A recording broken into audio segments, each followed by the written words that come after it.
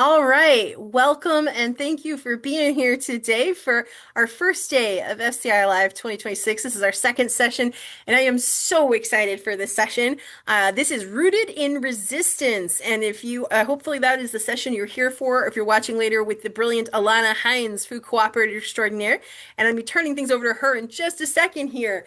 This is a recorded session. Please stay muted and put questions and chat in the chat. You can comment in there. You can even talk to each other, but we ask people stay muted. And a special thank you to our FCI Live champion sponsors this year, which is Frontier Co-op, for the first time ever, Cabot Creamery Co-op, and National Co-op Grocers. We really appreciate you guys making the whole series possible. So again, you're here for Rooted in Resistance. This is a presentation I wish, I'm going to stop sharing, let Alana get set up here, but this is a presentation I had wished existed for years, and kept looking for it and looking, and there's information, and if you, of course, know the brilliant Dr. Jessica Gordon-Nebhart and her books, there's some information in books, but really a look at cooperative history in the U.S. is not just the Rochdale pioneers from Britain. Now, don't get me wrong, phenomenal, amazing, but we have our own history, and a lot of that history is history of the global majority in food cooperation. And so we have Alana Hines here with us today, to share this story, to share her research, and I'm going to turn over to her for Rooted in Resistance. Thank you for being here.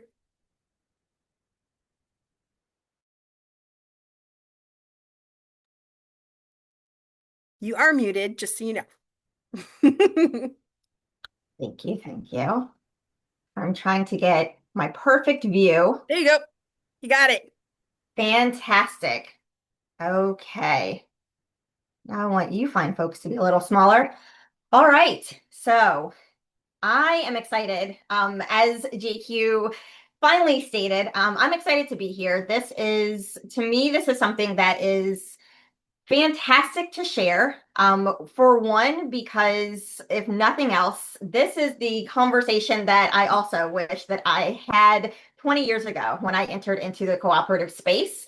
So I'm going to go a little into it. I will say, if you heard me speak this at Up and Coming, I never know what I say, so it may not be the same thing twice, but you may see all the same slides twice. So this is also a glimpse of cooperative history. I intentionally put these photos, these examples in here because you likely will see some that you've never heard before, and you likely will not see others that you know very well. So today we are going to talk Rooted in Resistance, the history of food cooperation among people of the global majority. I love this conversation because it's a bit more of history. And in working with co-ops, I also find it's very interesting and very fun to talk to communities about startups. What is it that you want in your community? How does it feel? And then also, is this something that you can see yourself being a part of? So I very intentionally named it what I did because this work is genuinely, cooperatives themselves are rooted in resistance. And really, we're talking about the less mainstream history of food cooperatives. So to get started, a little about myself. My name is Alana Hines. I currently work with the DC. It is not Washington, DC. It is the Development Cooperative, which is a subsidiary of NCG. Our focus is strictly on startups. We work very, very closely with the expertise and high-level intelligence of FCI.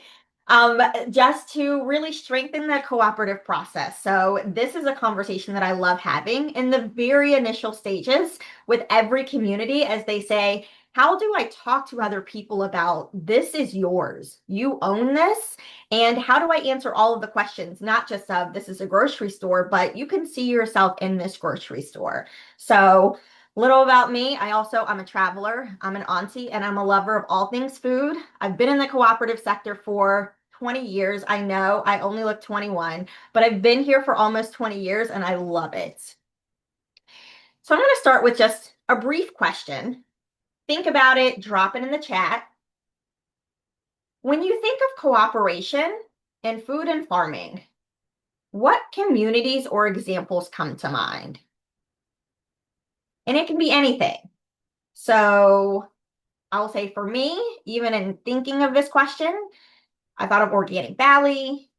I actually thought of last year when SNAP benefits were cut, and in my neighborhood, coming together, since I work in food, working with figuring out where are their food drives, where is their food access, who's cooking, different ways that essentially that we're working together as a community to get food. So when you're thinking of cooperation, what what just kind of bubbles up? Keep that in mind. One thing that you'll notice here is that I am using very intentionally the word cooperation, not cooperative. Let's talk about it. So, cooperative, by definition, is a people-centered enterprise owned, controlled, and run by and for their members to realize their common economic, social, and cultural needs and aspirations. Cooperation is the process of working together to the same end. Very similar. And mutual aid, which you'll also hear me mention, is cooperation for the common good. So interchangeably, maybe, maybe not. But we're here to talk about cooperation, food cooperation, and how that is rooted in resistance. So why does that even matter, right? We're here, we're at FCI Live, we're learning all the things about startups. This is important for a number of reasons. For one, you're talking to your community members. You're talking to people and essentially convincing them, I'm not just building this thing that I want you to come to, but I'm building your third space. So it's not your home, it's not your work, but this is a place where you can be there all day and you can be comfortable and you can be yourself. It's a gathering place, it's food, it's all of these things. And you may get the question that I know I asked a lot of my leadership of, so I see this cooperative history thing, but I don't see myself. Okay, a little vain. I'm an elder millennial, so as an 80s kid, it was very important to me to see the Black Cabbage Patch Kid on the shelf. And also, when we talk about a place where you want people to belong, you want to build something that they can see themselves in. So, working with startups, I do often hear, well, none of the pictures really represent my community for different reasons. Maybe it's rural, maybe it's a different culture, or the food, or I just don't really know how to tell a history of something that doesn't really feel like us. And also, we're talking history from hundreds of years ago, and then I see what's built today. So, how do I really have this conversation? Let's dig into it. So the mainstream narrative, you may or may not know these guys here. Roachtail pioneers, group of 28, so there aren't 28 in the photo, I know. 28 working class folks, mostly weavers and artisans, that these are the photos that really, when we talk about cooperatives, this photo comes up really often. These guys established the first consumer-owned cooperative in 1844 in England. But get this, not everybody knows, really, they were focusing on addressing low wages, poor living conditions, poor working conditions, and poor quality food. They wanted unadulterated food. They were selling flour and butter and sugar and oatmeal at prices that were fair not just to consumers, but also to the producers. These guys are also responsible for establishing the co-op principles. So, fantastic, but these guys don't look like me. And I know it's not a huge deal, but it really is a huge deal because you need that community feasibility. You need that equity. Once this thing is built, you need people to continue to come and say, oh, you know what? I've always kind of felt like this was my place from the time that we started the conversation through the time that it's open. And now that it's open, I'm really kind of here all the time. So when we talk food cooperation through history, the historical framework overall really exists in three pillars: survival, resistance, and liberation. Think about it for a second. Even the Rochelle pioneers were like, look, we want good stuff and we want to be treated well. And, we know it's going to be a little difficult, but we also know that we can make it happen. So thinking US history, thinking of the cultural roots of food cooperation, really in general. We're going to go through a few. So food cooperation has really tight connections and indigenous roots. Long practice forms of land stewardship illustrate the collective care over the individual ownership. The food systems were designed not just to maintain balance and really not to maximize the profits. The food sharing was based on not just social, but also the cultural foundation, and the resources were distributed amongst the communities. Indigenous practices were honestly inherently cooperative, and they relied on the shared labor and the interdependence. We saw this in the 1700s and 1800s when the whaling industry became extremely popular and commercialized and colonized. This meant in these indigenous communities, there was famine, there was a loss of traditional hunting grounds, and there was an increased reliance on foreign goods. So indigenous communities forged out of, or they were forced out of the larger economy, and they were essentially removed from access from what they were used to. So it really took that collective and that cooperative economy that allowed tribes to come together and regain land and access and care for their community. And in that, they were able to retain the conditions for a better health, for cultural identity, and for community infrastructure. So let's talk a little more tangible. These folks here, the First Nations Development Institute. Their focus really is land stewardship and stewarding tribal lands with Western science and traditional culture. Founded in 1980, this is a national and Native-led organization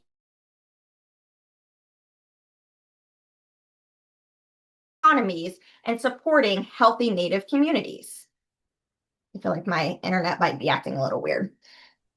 You're back. Everything's fine. Okay, perfect. So within this, they provide programming that's focused on Native arts and Native language, Native youth, and nourishing Native health because their mission is to uplift and sustain the lifeways and economies of Native communities through advocacy, financial support, and knowledge sharing. Their work builds a sustainable food system that transitions communities from food insecurities to food sovereignty. So Native American indigenous communities are not the only ones. African American communities throughout US history also rooted and shaped by centuries of exclusion from land ownership, from markets, and formal economic systems. These communities began to develop in response a powerful tradition of mutual aid, of cooperative enterprise, and collective food production as tools not only for survival, for dignity, and for self-determination. Both during and post-slavery, mutual aid networks met the basic needs when institutions either failed or excluded them. So many communities formed mutual aid societies and burial societies and cooperative purchasing groups to ensure access to food and other essentials. Families came together to either lease or purchase land because much land purchasing was denied through discriminatory policy. And so this helped to reduce the amount of individual risk and created community-governed networks like your cooperatives. In the late 19th and 20th century, freedom communities, or like essentially self-sustaining towns, were created to build an autonomy. And that included food production and distribution because control over food meant control over survival. So we have the Rochdale Pioneers. We also have the Free African Society, founded in 1787 by Absalom Jones and Richard Allen, a mutual aid organization. Mutual aid, one of our three terms. The primary goal of this society was to provide a financial aid for medical care, assistance for burial costs, and support for families of the deceased during the yellow fever outbreak. This allowed Black residents to establish community and self-governance during a time of segregation. Their focus was serving the needs of Philadelphia's growing free Black community members. Just to give you a side by side, we have the pioneers. We also have the Free African Society. So other cultures were doing the same. For instance, the Latinx and farm worker organizing. Again, we're growing. We're rooted in a history of migration, of labor organizing, and community resilience. So we're looking at a history of exploitation and displacement and limited access to land and food. Communities would form collectives around systems of food production, distribution, and community care. Now, much like the Rochdale pioneers, we're talking about a desire for fair wages, protectives, forming a collective to essentially come together and own your own farm and your own food markets and production. So, in order to address food access, communities would come together and informal food networks started to grow. This is where we started to see food vendors and small street vendors and more culturally relevant foods. Bulk buying clubs became a thing, cooperative distribution channels, lower costs, and elevated food access in otherwise very prohibited areas. We also see land trusts. So you're collectively owning land to protect from displacement, and you're allowing farmers to now plan long term because they knew that they were going to be able to stay on this land. We also see community kitchens as hubs for mutual aid. We see cultural preservation and an economic opportunity that would later be able to be translated into a business. So that was history. An example now, near and dear to my heart, here in North Carolina, Tierra Fairtil Co-op. I love them, one, because they're in North Carolina, and they're just really awesome people. They're in Western North Carolina currently. They actually grew out of the pandemic. They grow organic grade flowers and produce. They have a high level mission of a cultural preservation through food.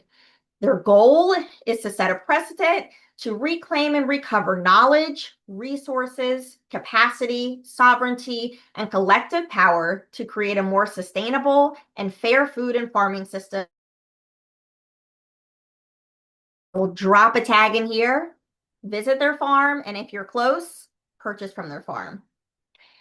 They also run programs, Abundancia, which is a project that distributes fresh food to the community, and Escuela Campesina that connects the community with food production.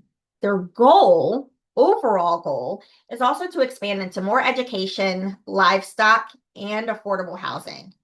They see this as their space for building a collective power and a solidarity economy. I share these examples as you talk to your communities and you say, oh my goodness, I don't know. I've got the picture of these guys and they're really fantastic people. And I know they did really great work. Now you also have not only historical examples, but you also have real life. These people are doing this work right now, but we're not done. We also see this in Asian American food networks. In response to discriminatory laws and limited access in mainstream markets, families began to build collective, family-based, community-supported food systems to ensure really access, economic survival, and cultural continuity. We saw a lot of this, especially in Western US, around the gold rush, when lots of Asian Americans were brought into the country, required to work, but then discriminated from any really robust economy. So here we see the family-run grocery stores, we see the markets, we see the restaurants, and relying on shared family labor and pooled capital. We also see a higher relevance of culturally specific foods that were oftentimes unavailable mainstream. So again, an informal supply chain that connected your local stores with your importers, your farmers, and your local distributors. What's interesting is a lot of these businesses also created informal financial cooperatives, like rotating savings groups, where members would come together and share a pool of funds and take turns accessing the capital, which exists in many different cultures. And it allowed communities genuinely to have capital outside of more traditional and oftentimes predatory loaning systems. So, around this time, when we're seeing policies like the Chinese Exclusion Act that restricted mobility and economic opportunity, parallel economies were created through cooperation and cooperative systems. And the food spaces, we're talking the markets, we're talking the restaurants, we're talking the shared meals. Those were the centers of the cultural identity, the connection, and the community care. So, what's an example of this? Well, you've been to California, San Francisco's Chinatown. Chinatown developed in the 1840s in response to this gold rush, and it essentially emerged as a robust cultural and economic center. Chinatown is the oldest Chinatown in North America, the largest Chinatown outside of Asia, and those 30 blocks are a prime example of resistance to discrimination. So we've talked about the past and different cultures and how that feels and examples. I'm sure there are more. I promise there are more. I actually invite everybody to find more so that the conversation gets bigger, so that you build off of this and say, okay, Alana said this, but there are also other examples. Talk to everybody in your community because this is your work. But we're not done. So let's bring it to the 20th century. You may or may not know about these folks here, the Federation of Southern Cooperatives. It's the oldest and largest cooperative association of Black farmers, landowners, and cooperatives in the United States. Now, much of their work is grounded in land ownership struggles, the civil rights movement, and survival. Because they were established in 1967 during the civil rights movement. The Federation of Southern Cooperatives today serves over 20,000 families across 70 active cooperative member groups in 10 southern states. Their programs focus on advocacy, legal support, disaster relief, rural training, and research. That's today. Now, this next slide, you may or may not know, I was going to have it pop up so that the people were the last thing you saw. But you might know these fine folks. I'll say here in North Carolina, we know them. My old co-op, we knew them very well. Here's New Communities, Inc., a cooperatively managed agriculture settlement. The people in the middle, you may or may not know them. They are some of the founding members. It was actually a group of people, Charles and Shirley Sherrod, that are dedicated to empowering the community through agribusiness and economic development. They genuinely are a global model for community empowerment through agribusiness, education, social awareness, and wealth building. I will say, if you have not already looked them up, please do. They are the first example of a community land trust in the United States in 1969. So just think of what was happening in the 1960s. They did the work. So when you hear of land trusts now, when you think of land trusts, when you consider it for your cooperative, when you talk to your community members about it, these folks are the ones that got it started. So more. What about urban food co-ops? So I'll say with this photo, I initially shared it at Up and Coming. It was a book that was sold by one of the local booksellers. I was very excited. Everybody go buy this book. If you don't have it yet, go buy this book. But by the time I presented mid-afternoon, it had already sold out. This is a good book. So, urban food co-ops are also that, they're exactly what we're building. It's more present. With urban food co-ops, this is genuinely the grassroots organizing. Now, this occurred mostly in marginalized neighborhoods and really established to address food apartheid and redlining and systemic racism.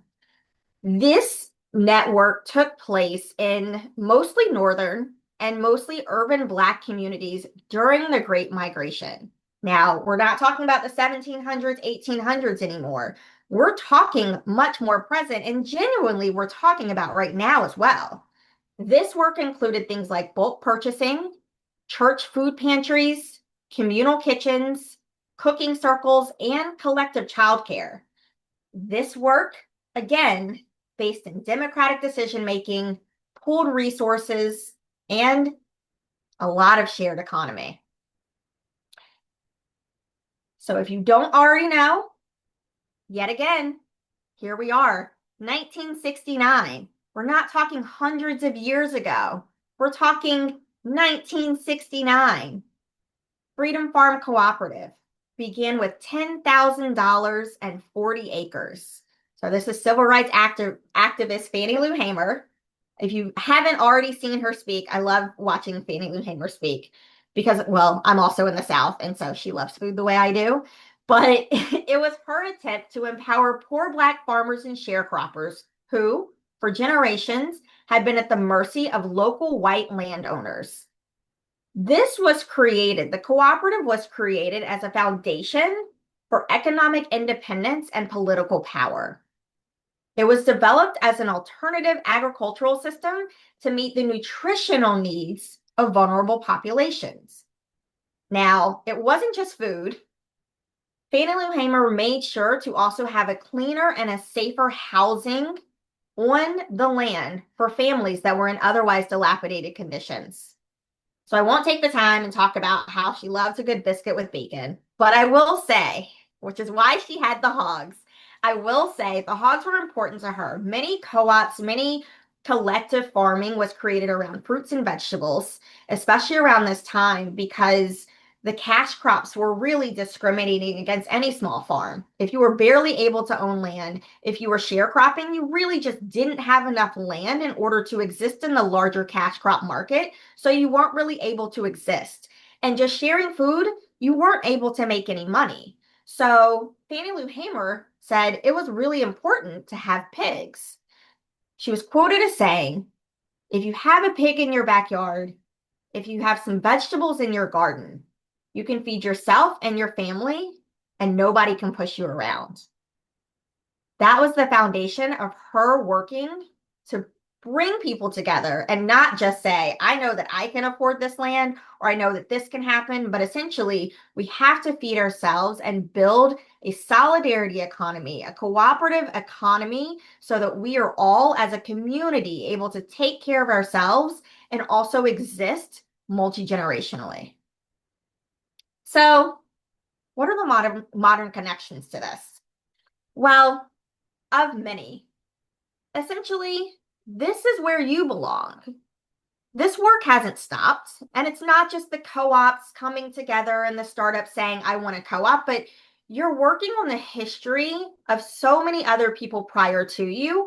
Yes, the Rothschild pioneers, but also on so many other cultures that have come together and done the organizing and done the stabilizing and pulled people together and said, y'all, we've got to do this and we can do this. And it's not the easiest thing, but we're working on the backs of so many others that have done this work in the US. COVID-19, we saw the mutual aid food networks. We saw them happen. People didn't have food. People were leaving food on the door. People were finding ways because people not only were losing their jobs, but people were getting sick. Communities came together and said, we will figure out how to get everybody fed. We also see it in our community-owned grocery stores. That's us. We're the co-ops. We're doing this work. We're making it happen. And we also see it in the food sovereignty campaigns, not just the ones of the past, but the ones that are now. So it's our not so distant future.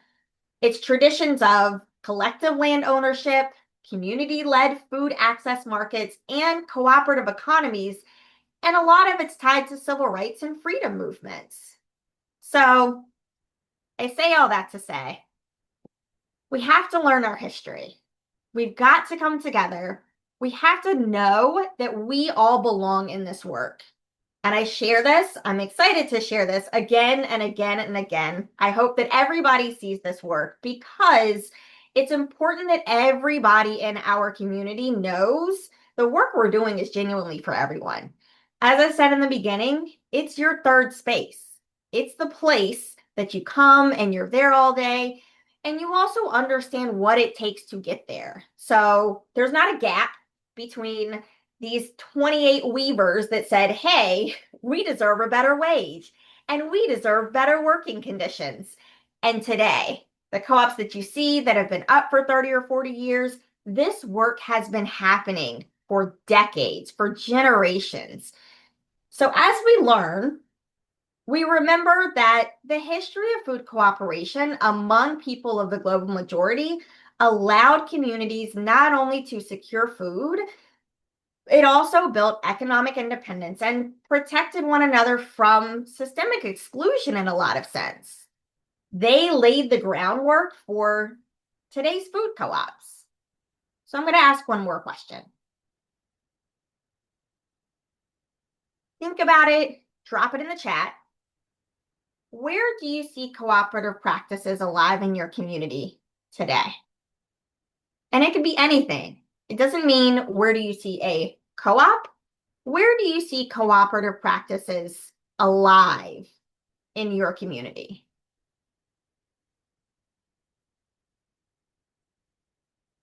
Just kind of food for thought. And as you think, and as you drop,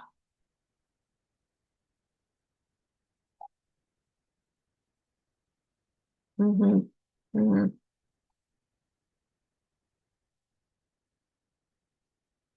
So it's important for me that I share this message, that you share this message, that everyone is aware of this message so that you see, you see yourself, you see your community, you see your shared values, and you see your lived experience. This isn't just my experience. This isn't just something that I found and it's only what I identify with. This is everybody's experience. This is our shared cooperative history. So as you speak to your community and you talk about everything from where are we going to get the money, we've got to work together. When you talk about what site are we looking at, you've got to find something central and something that we know. The minute we decide this site, we draw a perimeter and everybody has to know about it. Community engagement, full force. We all have to be there because we've all lived these moments in time where we've had to look around and say, y'all, we've got to do this together. We're all here for that collective common good. And we all have, if nothing else, the shared live experience of organizing for a cooperative, for sharing our knowledge, for figuring out where do we go next and how do we make this work. And with that, I share a history. And I leave you all with a task. Your task is to carry this, our shared cooperative history, because it's not just mine and it's not just yours, it's shared cooperative. Carry this forward into your work and share it with your community. So, thank you. One last quote, because I love a good quote. If you know me, I love a good quote. Hunger is not an issue of charity.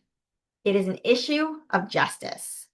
The work that we're all doing is not just super fun and light and something we're going to do in the day. This is really, really good, hard work. So we know we can make it happen. Share the history and find more. Add to this, add to your slides, share more, let people know, hey, you're not the first one. Hopefully you won't be the last one. The cooperative history, it rides across cultures. And that's all. The first time I think I've had lots of time in the end. I was really impressed. You and I are both big talkers, so good job. Been working on that. You did much better than I Yeah, did. And people brought up a lot of interesting examples and points. So at this point, I'm assuming you're comfortable opening the floor to questions. absolutely. Please put them in the chat unless Alana asks you to unmute. But let's continue the conversation. Yeah, I'm just now getting a chance to read. Yes, great chat work. Yeah. Yeah, some of Oh, these okay. examples are just lovely. All Mhm. right. Some people were ahead of you. Freedom I Farm got know. mentioned at the very beginning. Oh, it was hard not to use the popular examples, not to use the Black Panthers, not to use a lot, a whole lot. Digging through, and believe it or not, there's actually not a lot of written cooperative history. So yeah, I don't know if it's us cooperators that are shy about our history and what it takes, but there's a lot rooting in what we've done, how we've done it, and really getting it to the community so that people can see themselves and say, "Oh, okay, yeah, this person, they look like me," and they've also felt these struggles. These struggles are not unique necessarily, but yeah, yes. Oh, thank you, Evan. I That's think the awesome. history piece you bring up is really interesting. And it's why I thought this session was so important. I'm so glad you're into it. Is that I think collecting and sharing our history is resistance because you said cooperation is rooted in resistance, and history of resistance tends to be erased. Right. Yeah. Well, and I also found in conversation. So oftentimes in working with startups, I hear, doing kind of the 1 through 10 of gaining the capital and, kind of what building are we going to use and where do we get our equipment is one thing, but really engaging the community in a way that lasts is the difficult part. Mm, So one, for people to think that, hey, this is something that we're going to do, but also people like to see themselves in it. It's, there are marketing companies that are built off of it that convince you this is where you need to be and how you need to act. And so really getting into that conversation of you're not you're not excluded from this work. Going into one store or talking to one group of people doesn't mean that's not who you are. Let's show you you are in this work as well. And this is also how we come together as people. totally. Dr. Angela Mm. Sales, I gave you an excellent question or two here. That's mm, So I'm I'm gonna read it out curious. loud for those who are watching the video later. Do you Mhm. think history is repeating itself in current times? What's the same? What's different? Yes. Well, I think in American history, and I'm not a huge history buff. I do think that it's repeating itself. But I think that as kind of a culture, as a society, there's a lot of othering and there's a lot of haves and have-nots. So throughout history, I'm not sure that any of that's changed. So in that sense, I'm not sure it's necessarily repeating itself. I think that the biggest difference that I know that I see working with startups is this existence of the way that we purchase our food is high value. So it's this idea of you need more. I was talking the other day about, me. I remember going to the store a few times a week, and now you go to a store and you get basically a pallet cart and buy all the food you can and you fill up all of your car. And I'm thinking, where are you going with all of that food? Unless you have, we aren't in a land of 10, 15 kids anymore. We're now in this space of you're essentially encouraged to overconsume. So I think that we're still in this idea and also looking at rural areas where a lot of independent grocers are aging out of the idea of even wanting to own their grocery store. And they may have owned one, they may have owned 20 stores. So I think we're still in this sense of, we're going to have to pull together. I think that in a lot of ways, individualism is highly profitable. We're all on our phones and in this world where we think everybody's living this life. You only see people's highlight reels, but I think that I hope that we essentially pull back a little bit and we really kind of get back into history isn't unique to what we're doing in the sense of people coming together and saying, if I can do this and you can do this, can we come together and really build on community wealth? Yeah. Great comment from Karen. Yeah, and I find myself using a lot of information from Collective Courage and the history of co-ops to engage my community as a way to get them excited. And you work with a lot of startups. Are you seeing this? Are you seeing that people are using the tool and connecting them to their community's history of cooperation? I think so. I think one, for people to want, if you have not already purchased Collective Courage, either the original and or the 10th anniversary. Definitely buy it. Buy both. Um, I think people are using it. I love seeing, and I see Gabby in the audience as well. What I love seeing is there's a further explanation of it's not just getting a building and putting groceries in it, especially for a co-op. It's understanding a higher level of what groceries are. The grocery industry is built on marketing. It's not, hey, you need food and you're going to find this place. It's built on this idea that you also need, 17 kinds of cheese and three types of crackers and like all of these different things. So really pulling it in. I hope that people are also looking at the fact that grocery started as just kind of a general store. You had food, you had other things that were happening in the area. And so you're coming together and it became this place where people could hang out for some period of time. What happened afterwards, essentially what I would say in the past probably 30 years, what was it became this place of high consumerism. And now what do you do? And it also removed that personal aspect from it. So I can speak for my co-op here in North Carolina. One of the things that we pushed, and we were often asked, what do you do to your employees to get them to be so nice? Our co-op is an experience. It's not just a shop, it's an experience. And consumerism is built off of a shop. But our food, if you think of when you break bread, if you think of if someone is sick and you take them food, or if friends come over and you make them a meal, you don't hand them the meal at the door and tell them, bring back my Tupperware. You invite them in. And there might be music, there might be candles, and you spend that time and you're actually talking over food. And you can talk about anything, but there's that time that you're spending. And so a lot of it, bringing people together and actually looking, and that's why, even as I speak on the history, a lot of this was somebody going to a neighbor and saying, why don't we have this too? We're going to have to work and build it, but there's no reason because together the collective is actually much stronger than me doing it by myself. And the forces are huge. So, yes. Oh, I see more happening in the chat. Everyone's sharing the links for collective courage all at once. Yes, yes. I think we see so I'm gonna not remember the town, but in your state, the Northside Food Co-op, Startup Food Co-op, Stage 3, they're doing collective community meals.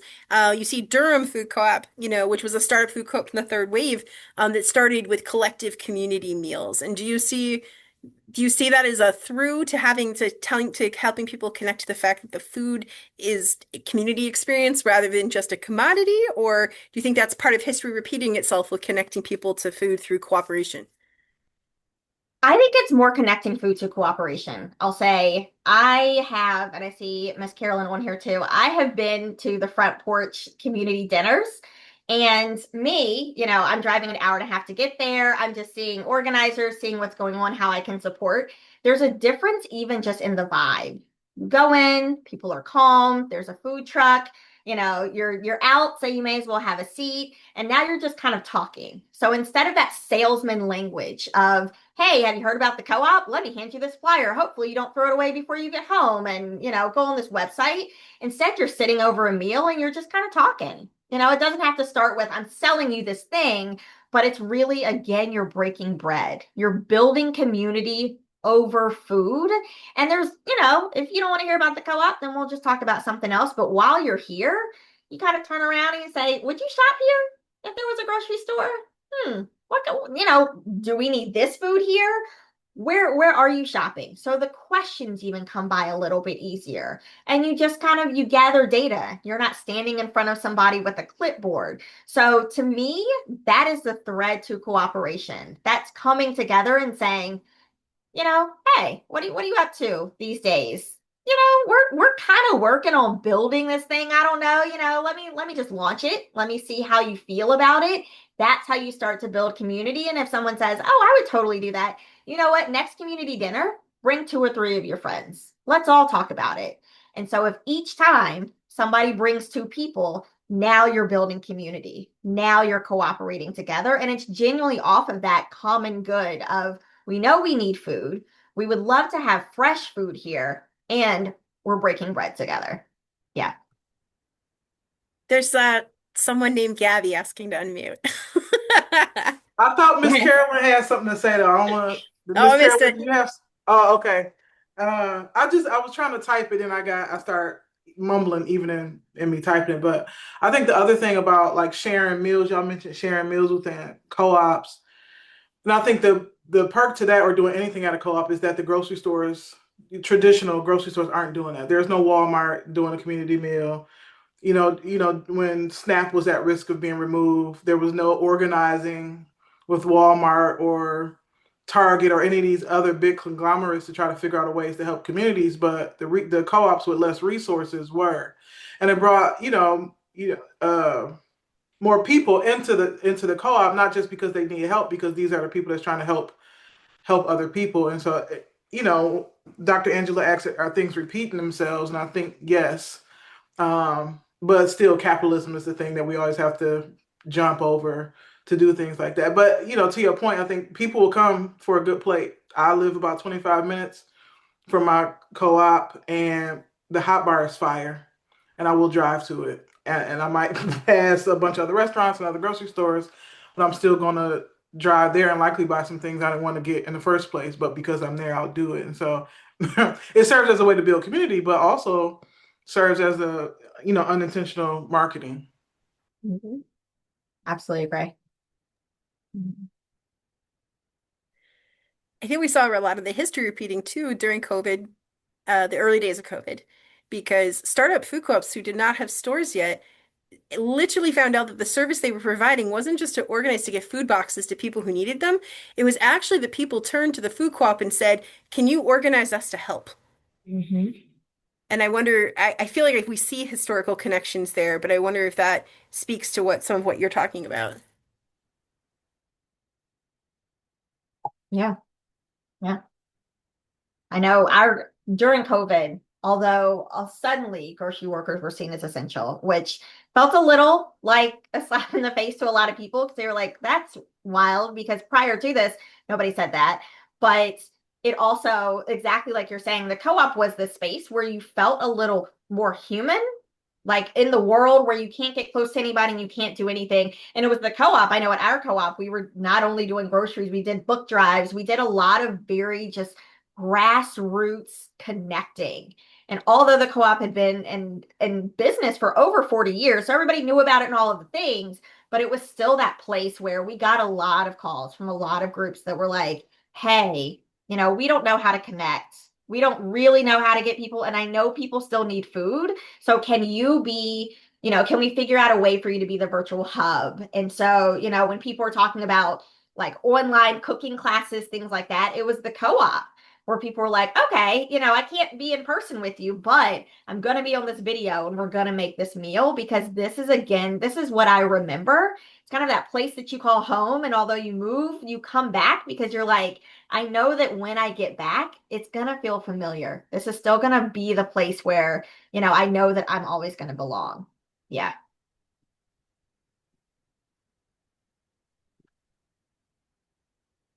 Oh, I'll say that. That's a good, I almost want to hit that as a Gabby question. I think co-ops are doing a lot actually to support neurodivergent folks. Most of the co-ops that I get to work with have like neurodivergent hours where they, or even it could just be the normal thing where they turn down register buttons, sometimes turn down certain lights because some of the lights can be triggering to neurodivergent folks. And are offering more ways so that folks can come in and not feel overstimulated while they're in the store. So co-ops are, more likely with co-ops than bigger stores. There's a lot of other options to make this possible because they're smaller or because people are community centered. So yeah. I've also seen co-ops that have spaces, designated spaces for neurodivergent people. Mhm. And so they have kind of rooms essentially, and it's just an understanding. Everybody comes in and you understand this is the room where this happens, and we're not going to do a whole lot of loud over here. And exactly as Gabby said, they have hours where the music might be a little lower, the sounds might be a little lower, and you've trained your staff one to recognize when somebody is just having a moment and they're like, I can't do this, so that you're not being too aggressive with kind of that I think the 10-4 rule, where you would, you talk at 10 feet and 4 feet, you say, but you understand, not making eye contact is absolutely okay. It's okay. This person is clearly turning away when I'm trying to ask them if they need anything. So not looking at it as bad customer service and also recognizing this person just needs their own space. Yeah. And no need to answer if this was the case or not, but I wanted to know also if you were asking this kind of organizing we're talking about, like gathering around meals, like getting together in person, if there's ways, like as a startup organizer, to create community in ways that are maybe a little less overstimulating. I don't know if that's what you meant, but as a fellow neurodivergent person, I thought that's what I heard too. And I was like, huh, what a good question. Yeah. Yes, that too. Okay. Mm. I have And ideas. I But want to hear your ideas, and I also want to say, and I think this is the great thing about the cooperative movement. Like, you just asked us a really interesting, tough question, and we're going to have to answer and innovate, and that includes you. And I hope you come up with ideas about how these things could be adapted, and we hear from you. yeah. So I'll say first thing that comes to mind for me is one, organizer stating it outright. This is what the space is. Um, that is, me, once I'm reading, this is what's happening. I'm a lot of noise, as my sister has said. I'm a talker. I love all the things. But if I know that I'm walking into a space, one in the surroundings and the settings. So it brings me back to conferences that I've been to that have had fidget spinners and kind of different things like that. And then also just creating a time and a moment. I would imagine, if I'm going into a space that's truly serving neurodivergent people, it's not going to be, Japanese steakhouse with flying knives. That's just not what we're going to do. But not having loud music, not having kind of everything with it. To me, I'm thinking of starting essentially just with stating outright, this is who this is, and also in the announcement, recognizing it and saying, for our neurodivergent participants and, like stating that these are these spaces so that I'm also able to understand and to recognize that this space exists. Yeah.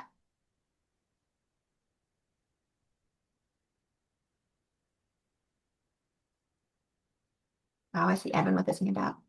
Oh, sorry, Evan, go ahead. Okay. I didn't want to let this end without answering your question of what do you think, what do you think of when you think of cooperation in your community?